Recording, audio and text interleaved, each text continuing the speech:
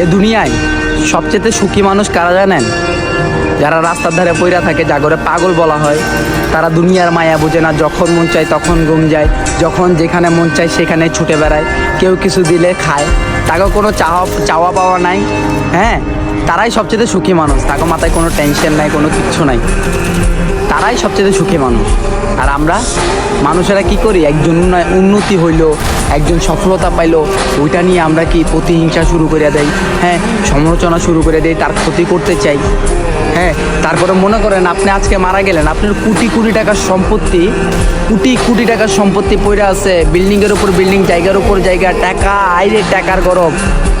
হ্যাঁ, আপনার সম্পত্তিগুলো যখন আপনি মারা যাবেন, এই যে অহংকার করতেছেন, এই যে মানুষটা মানুষ মনে করতেছেন না সম্পত্তির কারণে, আপনার সম্পত্তি যখন আপনি মারা যাবেন তখন আপনার সম্পত্তি কী হবে জানেন?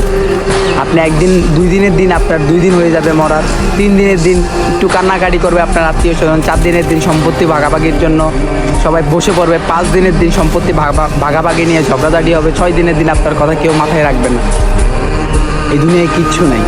আরেকটা জিনিস দেখেন আমাদের সমাজের মধ্যে, যারা মনে করেন অবৈধভাবে টাকা উপার্জন করে, টাকার পাহাড় বাড়াই লাইছে। হ্যাঁ, তাগরে মনে করেন মসজিদে কি মনে করেন, মসজিদের মধ্যে সামনের কাতারে তাগরে তারা থাকে, তারাই নামি দামি ব্যক্তি এখন এই সমাজের মধ্যে। আর যারা সৎপথ উপার্জন করে রিক্সা চালায় ভাত খায়, থাকো মসজিদের খাতারের মধ্যে তাগরে সামনে দিয়ে দেখলে মানুষ সংকোচ বোধ করে। হ্যাঁ, মানে এই দুনিয়ায় এইটা হয়ে গেছে, মানুষের ভিতরে এরকম একটা চিন্তা ভাবনা আসি গেছে। মানুষ এখন মসজিদ নিয়ে এখন ব্যবসা শুরু করে দিছে এক প্রকার। তাহলে ভাবেন, এই দুনিয়ার সবচেয়ে সুখী মানুষ কারা? আমরা নাকি রাস্তায় পড়ে থাকা সেই পাগলগুলা?